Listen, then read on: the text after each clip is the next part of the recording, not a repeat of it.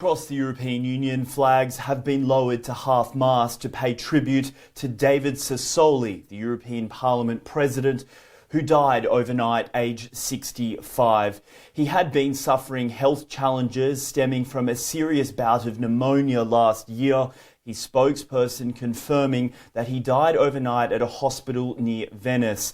Often described as a passionate Italian and proud European, the former journalist was first elected to European Parliament in 2009, quickly riding up the ranks to become the president of the 705-seat chamber where the European Union's MEPs all sit.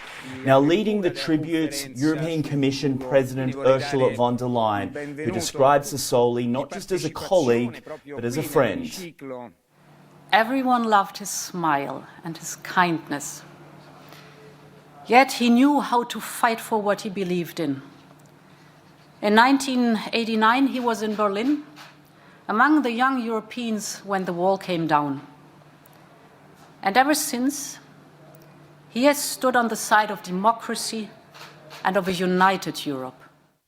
But while President von der Leyen and the rest of the EU mourn the loss of their colleague, the work of governing does go on, with the EU facing several challenges on several fronts. They received an important report today from the World Economic Forum, which outlined the major risks facing the world this year. Topping the list was the climate change emergency, with the WEF president saying, quote, "The world is on fire and we need to do something about it."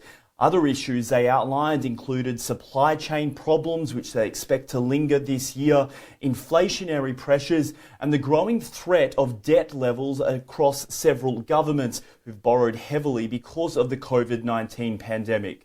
And speaking of the pandemic, the World Health Organization also warned today about the growing threat of the Omicron variant, saying it is now clear that it is incredibly infectious, especially compared to the previous Delta and Alpha variants, and for that reason, they expect that over 50% of the European population will contract COVID-19 within the next 2 months.